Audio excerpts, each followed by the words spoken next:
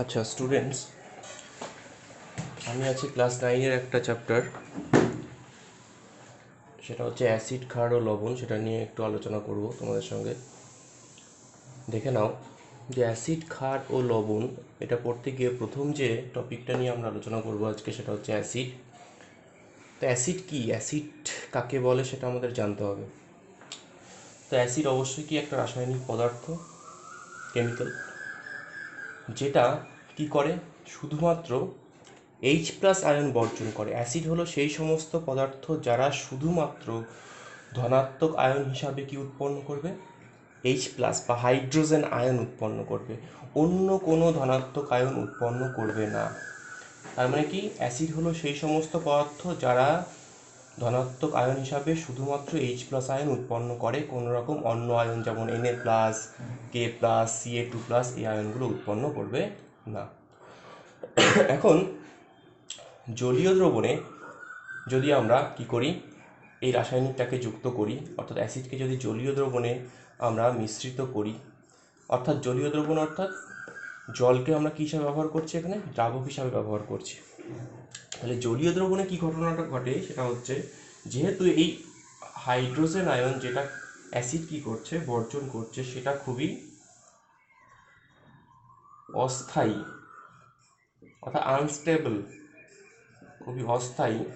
সেই কারণে যেটা হয়, এই এইচ প্লাস আয়নটা কী করে, জলের অণুর সঙ্গে যুক্ত হয়।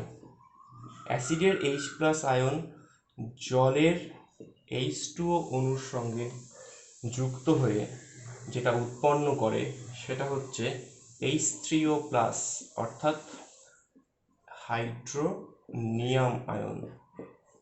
হাইড্রোনিয়াম আয়ন তার মানে জলীয় দ্রবণে অ্যাসিড যখন যুক্ত করা হয় তখন এইচ প্লাস আয়নের অস্তিত্ব আলাদা করে থাকে না। এইচ প্লাস আয়ন এক ধরনের বন্ধন সৃষ্টি করে, যেটাকে কোঅর্ডিনেট বন্ডিং বলে। সেটা তোমাদের আপাতত সিলেবাসে নেই ক্লাস 9-এর জন্য।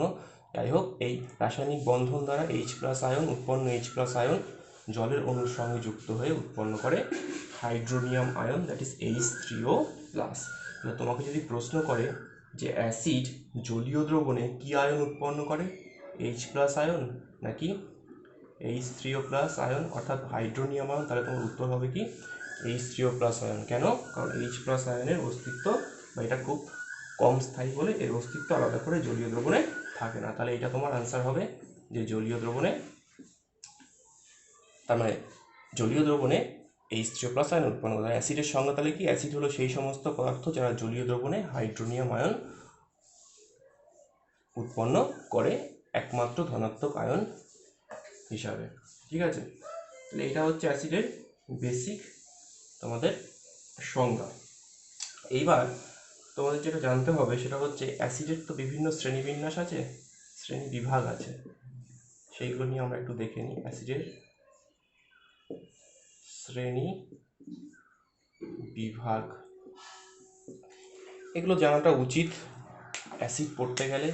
অ্যাসিডের উৎস অনুসারে অ্যাসিডের শ্রেণী বিভাগটা আমাদের জানাটা দরকার।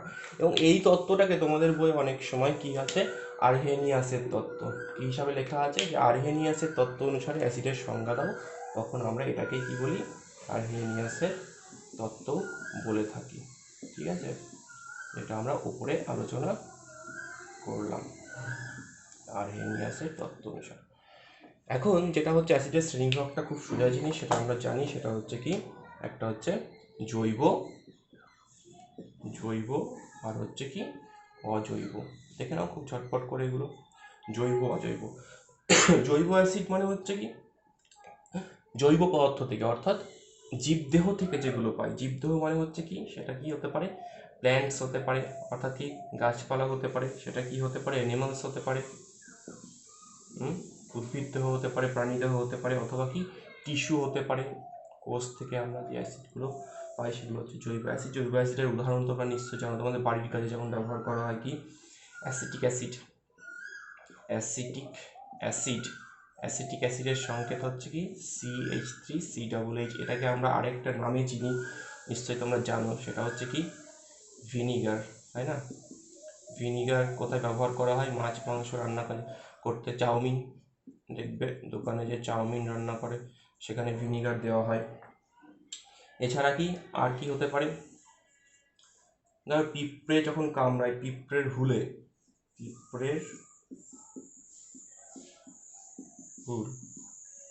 সেখানে কি অ্যাসিড থাকে, সেখানে কিন্তু একটা অ্যাসিড থাকে, জৈব অ্যাসিড থাকে, সেটার নাম হচ্ছে ফর্মিক অ্যাসিড।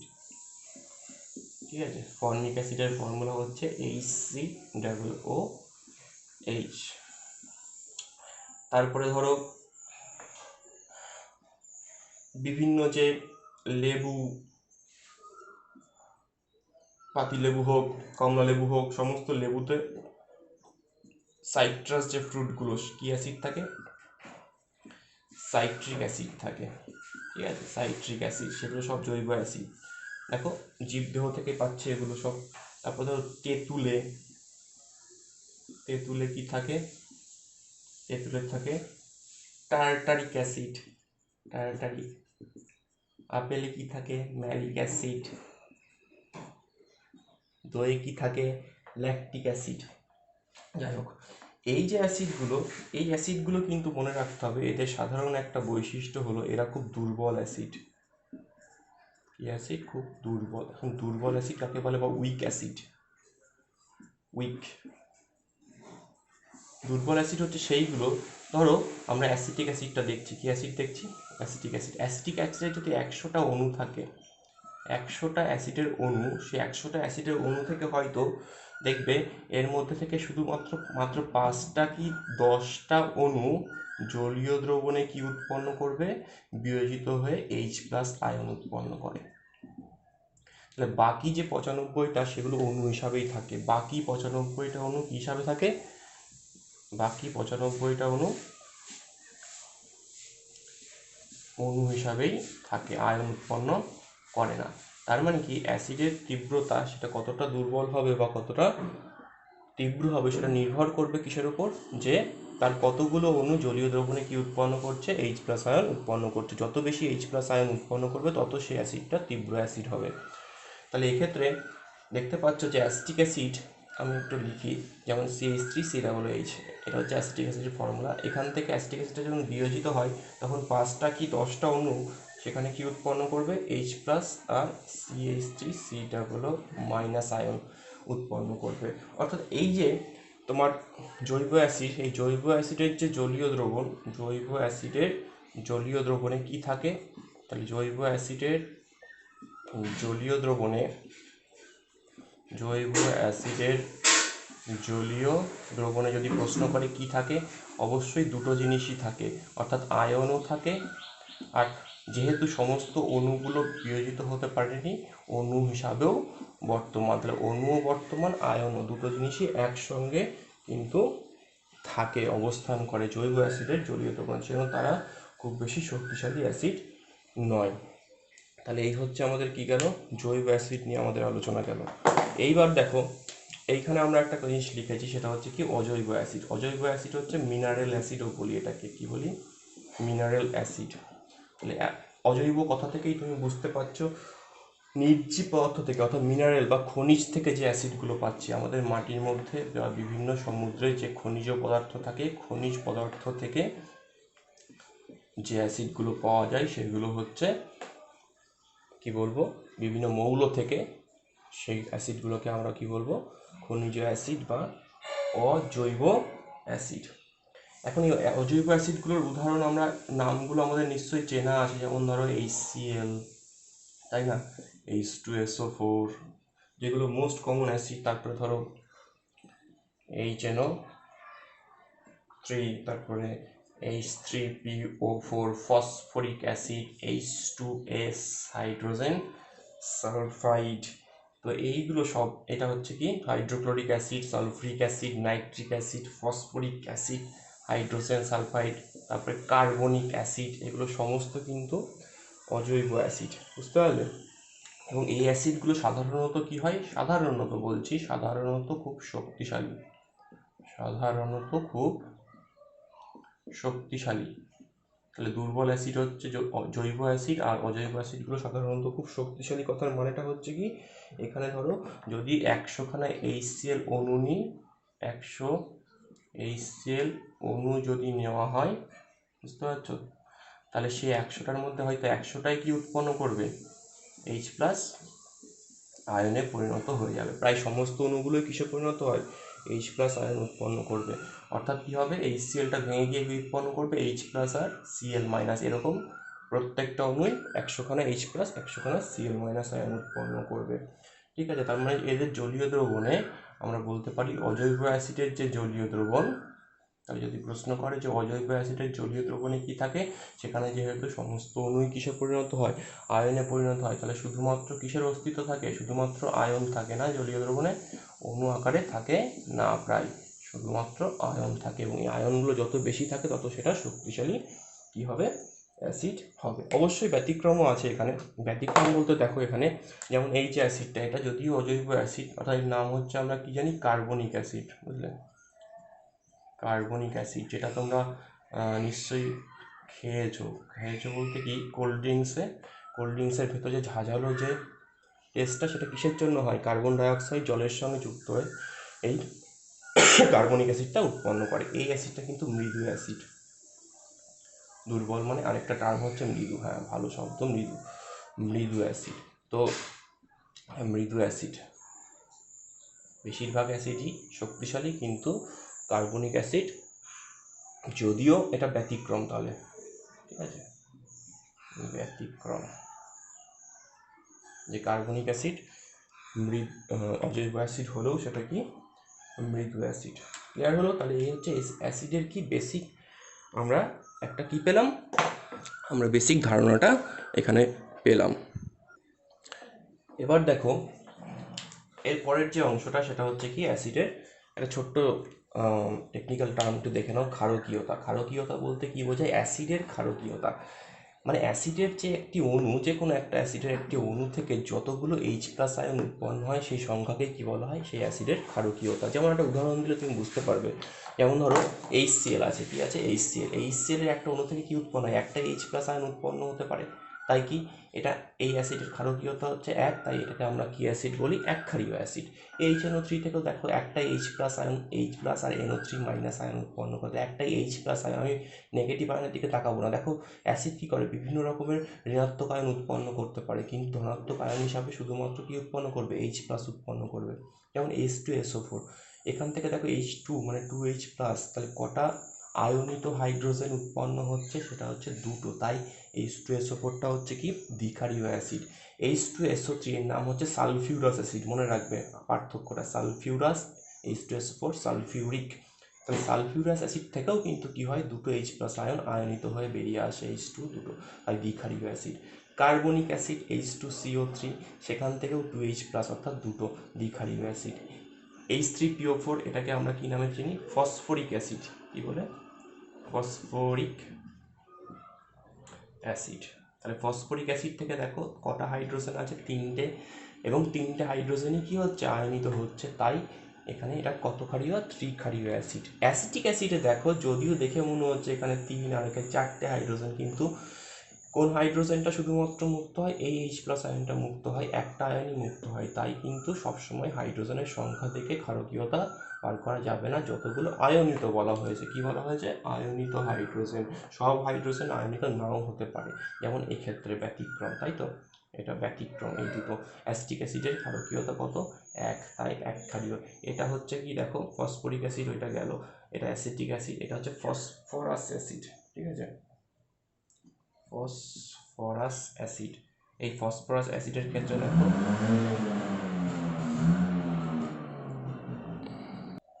ফসফরাস অ্যাসিডের ক্ষেত্রে দেখো কি হচ্ছে, ফসফরাস অ্যাসিডের ক্ষেত্রে যদিও 3টে হাইড্রোজেন দেখতে পাচ্ছ, কিন্তু মাত্র 2টো হাইড্রোজেনই কি হতে পারে, আয়নিত হতে পারে। এটা নির্ভর করে কিসের ওপর, যে তার গঠনের ওপর, যে সব হাইড্রোজেনগুলো কিন্তু একই রকম বন্ধনে যুক্ত থাকে না, সেই কারণে 3টের মধ্যে 2টো হাইড্রোজেন আয়নিত হয়, সেই জন্য এটাকে কি ক্ষারীয় অ্যাসিড বলে, দ্বিক্ষারীয় অ্যাসিড। তাহলে এই দুটো আমরা ব্যতিক্রম দেখতে পাচ্ছি। ব্যতিক্রম কোন অর্থে, যে যতগুলো হাইড্রোজেন সবগুলোই কিন্তু ক্ষারকীয়তা নির্দেশ করছে না, কিন্তু এখানে দেখো হাইড্রোজেনের সংখ্যা থেকেই তুমি ক্ষারকীয়তা বার করতে পারছো, একটা দুটো, এটা 3টে হলে 3টে যা আছে তাই, কিন্তু এদের ক্ষেত্রে একটু আলাদা, একটু মনে রেখো জাস্ট এটা, এটা পরে আমাদের কাজে লাগবে। পরে কাজে লাগবে বলতে কি, এই অ্যাসিডগুলো যখন কার সঙ্গে বিক্রিয়া করে আমরা জানি, ক্ষারের সঙ্গে বিক্রিয়া করে কি উৎপন্ন করে, অ্যাসিড, লবণ ও জল। তাহলে কটা ক্ষারের সঙ্গে বিক্রিয়া করবে, কীভাবে লবণ জল উৎপন্ন করবে, সেইটা নির্ভর করে কিন্তু এই অ্যাসিডের ক্ষারকীয়তা সংখ্যার ওপর। বুঝতে পারলে?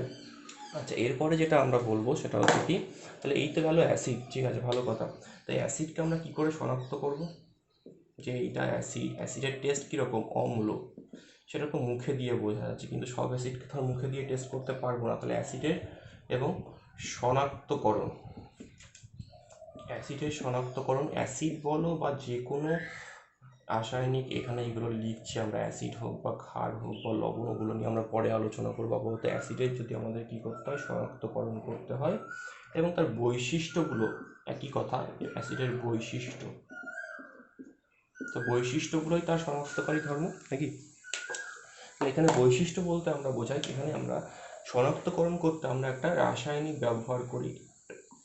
একটা নয়, বা বিভিন্ন রকম রাসায়নিক আছে, সেটা জৈব হতে পারে অথবা কি হতে পারে, অজৈব হতে পারে। বুঝতে পেরেছ? রাসায়নিকও কি হতে পারে অ্যাসিডের মতো, জৈব আর অজৈব। তাহলে আমরা যদি অজৈব রাসায়নিকটা একটু দেখে নিই। অজৈব নির্দেশক হচ্ছে সেই সমস্ত রাসায়নিক যারা এই অ্যাসিড বা ক্ষার বা লবণের জলীয় দ্রবণে উপস্থিত থাকে, জলীয় দ্রবণে উপস্থিত থেকে তাদের নিজেদের কি পরিবর্তন করে, বর্ণ বা গন্ধের পরিবর্তনের মাধ্যমে তারা শনাক্ত করে যে ওই জলীয় দ্রবণটি সেটি অ্যাসিড নাকি ক্ষার নাকি লবণ। বর্ণ বা গন্ধের পরিবর্তন করে বা করে না, এবং সেই বর্ণের পরিবর্তনও বিভিন্ন রকম হতে পারে। তাহলে আমরা একটু উদাহরণ দিয়ে দেখি যে নির্দেশক বলতে এক্ষেত্রে দেখো যে কী কী নির্দেশক আমরা আলোচনা করতে পারি। যেমন প্রথমে আমরা একটা নাম লিখি, সেগুলো তোমরা নিশ্চয়ই শুনেছ, যেমন লিটমাস, খুব কমন, লিচেন থেকে পাই, প্রাকৃতিক লিচেন থেকে লিটমাস। সেই লিটমাস কি করে, লিটমাস সেটা অ্যাসিড, যখন যখন অ্যাসিডে দেওয়া হয়, তার লিটমাসের বর্ণটা কি হয়ে যায়, লিটমাসের সাধারণত বেগুনি বর্ণ, বেগুনি থেকে সেটা কি হয়ে যাচ্ছে, লাল হয়ে যাচ্ছে। তাহলে এই যে বর্ণটা, সেটা কিসের মধ্যে, অ্যাসিডে। আমরা এখানে কি লিখছি, অ্যাসিডে কি বর্ণ ধারণ করে সেই লিটমাস। তাহলে লিটমাস, অ্যাসিড লিটমাসকে কি করে, লাল করে। সেই লিটমাসটা কি জলীয় দ্রবণ আকারেও পাওয়া যায়, অথবা লিটমাস কাগজ হিসাবেও কিন্তু পাওয়া যায়। তারপরে ধরো আরেকটা নির্দেশক, নামগুলো একটু মনে রাখো, ফেনফথ্যালিন। ফেনফথ্যালিন আরেকটা নির্দেশক। এটার কিন্তু দেখো অ্যাসিডের মধ্যে এর কোনো বর্ণের পরিবর্তন হয় না। তাহলে মনে রাখবে, ফেনফথ্যালিন এমন একটা নির্দেশক যেটা অ্যাসিডে বর্ণের কোনো পরিবর্তন করে না। তারপর আরেকটা নির্দেশক আছে, সেটা হচ্ছে মিথাইল অরেঞ্জ। এগুলো কিন্তু অজৈব। এই মিথাইল অরেঞ্জ কালার, বুঝতে পারছো, সাধারণ রঙ হচ্ছে তার কমলা, কিন্তু অ্যাসিডে যখন প্রবেশ করে তখন সেটা কি হয়, সেটা লাল বর্ণ ধারণ করে। কি বর্ণ, লাল বর্ণ ধারণ করে, মিথাইল অরেঞ্জ। এরপরে আরেকটা নির্দেশকের সাহায্যে আমরা অ্যাসিড টেস্ট করতে পারি, সেটা হচ্ছে পিএইচ স্কেল। এখন এই পিএইচটা কী জানতে হবে একটু, ঠিক আছে, পিএইচটা সম্পর্কে আমাদের একটু জানতে হবে। তো পিএইচ মানে হচ্ছে যে, পি দেখতে পাচ্ছ, পোটেন্স বলে এটা, অ্যাকচুয়ালি পোটেন্স অফ হাইড্রোজেন, মানে পাওয়ার অফ হাইড্রোজেন বা হাইড্রোজেন আয়নের ঘনত্ব, তাই না? অ্যাসিড তো কি উৎপন্ন করে, হাইড্রোজেন আয়ন। তাহলে হাইড্রোজেন আয়নের ঘনত্ব নির্ণয়কারী স্কেল, বুঝো, হাইড্রোজেন আয়নের ঘনত্ব নির্ণয়কারী স্কেল। সমস্ত অ্যাসিড তো সমান পরিমাণ হাইড্রোজেন আয়ন উৎপন্ন করবে না, একটা অ্যাসিড এক এক রকম পরিমাণের হাইড্রোজেন আয়ন উৎপন্ন করবে। আমরা দেখেছিলাম অজৈব অ্যাসিডগুলো কি করে, অল্প পরিমাণ H+ আয়ন উৎপন্ন করে, অজৈব অ্যাসিডগুলো বেশি পরিমাণ H+ আয়ন উৎপন্ন করে, জৈব অ্যাসিডগুলো কম H+। তার উপর নির্ভর করবে সংখ্যার পরিবর্তন। এবং এই পিএইচ স্কেলটা কি করে, পিএইচ স্কেলটা সাধারণত একটা স্কেল, সেটা আমরা একটু ছবির আকারে দেখাই। এই পিএইচ স্কেলটা ধরো এরকম একটা স্কেল থাকে, বুঝতে পেরেছ, এরকম একটা স্কেল আছে সেখানে মার্ক করা আছে।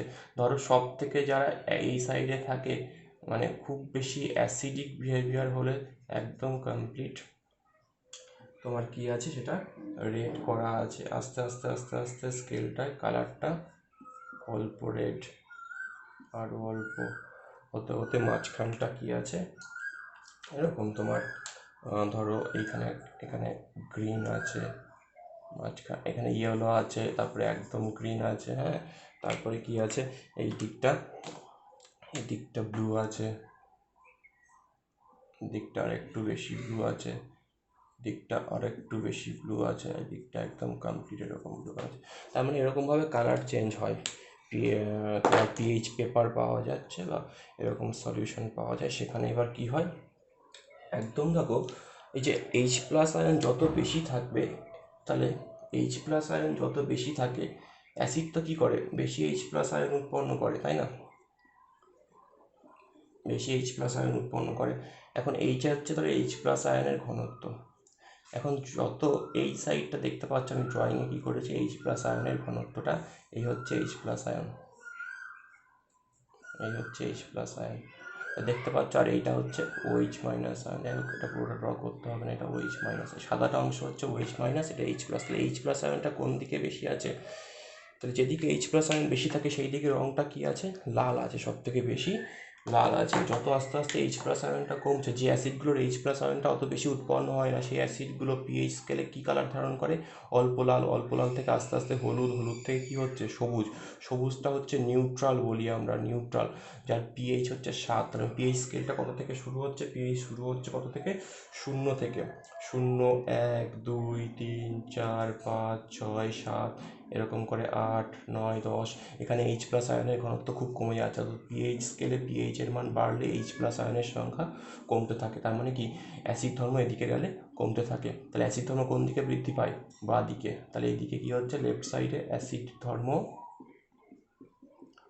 ধর্ম বৃদ্ধি পায়, বুঝতে পারলে। তাহলে এই বিভিন্ন রকমের অ্যাসিড টেস্ট করে আমি দেখতে পাবো যেরকম যার কালার আসবে সে যত বেশি অ্যাসিডিক হবে, খুব বেশি ডিপ রেড হলে সেটা বেশি অ্যাসিডিক, গ্রিন হলে কি হচ্ছে সেটা নিউট্রাল, প্রশম মানে হচ্ছে কি অ্যাসিডও না আবার ক্ষারও না। আর এই ডান দিকে যারা তাদের অ্যাসিড ধর্ম একদমই প্রায় থাকে না, প্রায় শূন্য, শূন্য তো বলা যায় না, এইচ প্লাস আয়ন থাকে কিন্তু খুব অল্প সংখ্যক থাকে। এখানে ওইচ মাইনাস আয়নের সংখ্যাটা কী হয়, বাড়তে থাকে, এই সাইডে ওইচ মাইনাস আয়ন বাড়তে থাকে, আর এখানে এইচ প্লাস আয়ন। তাই এদিকে অ্যাসিড ধর্ম বৃদ্ধি পায়, এদিকে অ্যাসিড ধর্ম হ্রাস পায়, এটা ক্ষার ধর্ম বৃদ্ধি পায়। কী ধর্ম বৃদ্ধি পায়, ডান দিকে গেলে ক্ষার ধর্ম বৃদ্ধি পায়। তাহলে ক্ষার ধর্ম বৃদ্ধি পেলে কী হয়, পিএইচের মানও বৃদ্ধি পায়। তার মানে অ্যাসিডের ক্ষেত্রে আমরা বলতে পারি যে সাধারণত পিএইচ স্কেলে দেখো এই 7 থেকে নিচে যারা সেটাই হচ্ছে অ্যাসিডিক বলতে পারি। পিএইচ যাদের 7 থেকে কম, এই 7টা কি, 7 সংখ্যাটা এসছে থেকে এই যে হাইড্রোজেন আয়নের ঘনত্বকে ক্যালকুলেশন করা হয়েছে লগ স্কেলে। সেই ডিটেলসগুলো তোমাদের এখন নেই, দরকারও নেই জানার।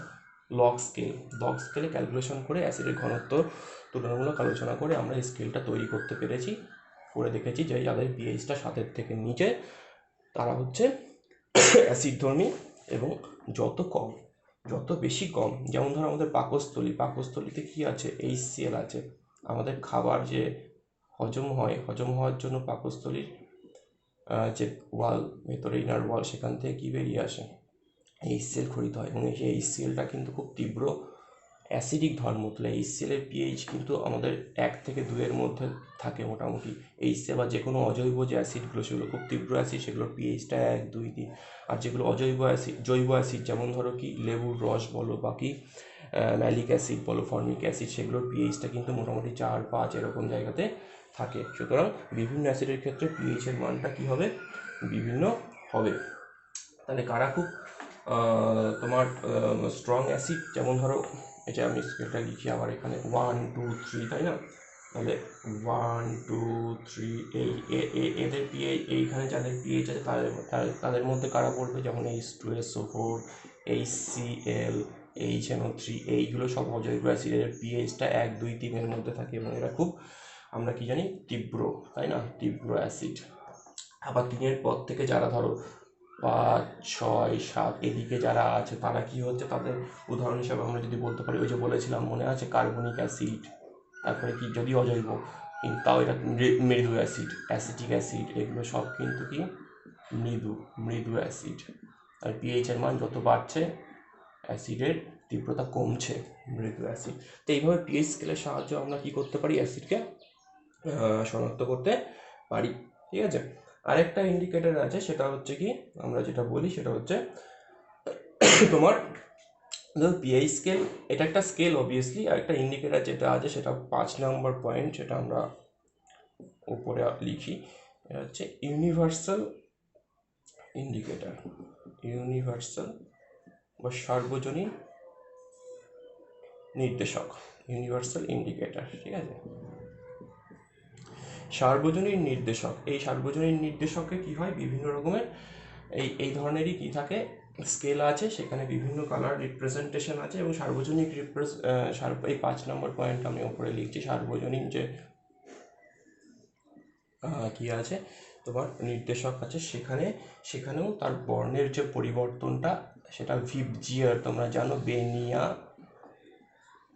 সহ কলা, সেখানেও তোমরা দেখবে যে যত বেশি ক্ষারীয় তত কালারটা কি হচ্ছে, বেগুনির দিকে যাচ্ছে, তাই না, বেনিয়া সহ কলা ক্ষারীয়। আর অ্যাসিড ধর্ম যত বাড়ছে তত কি হচ্ছে, লালের দিকে যাচ্ছে বর্ণ। আর মাঝখানে যেটা সেটা হচ্ছে প্রসম, অর্থাৎ অ্যাসিডও নয় ক্ষারও নয়, যেমন জল, তাই না।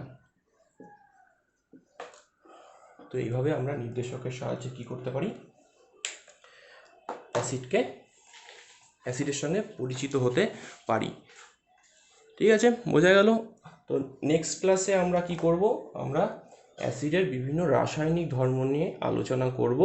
আপাতত তোমরা এই ভিডিওটা দেখে প্রাথমিক যে পার্টটা অ্যাসিড সংক্রান্ত সেটা একটু ভালো করে বুঝে নেক্সট ক্লাসের জন্য তৈরি থেকো।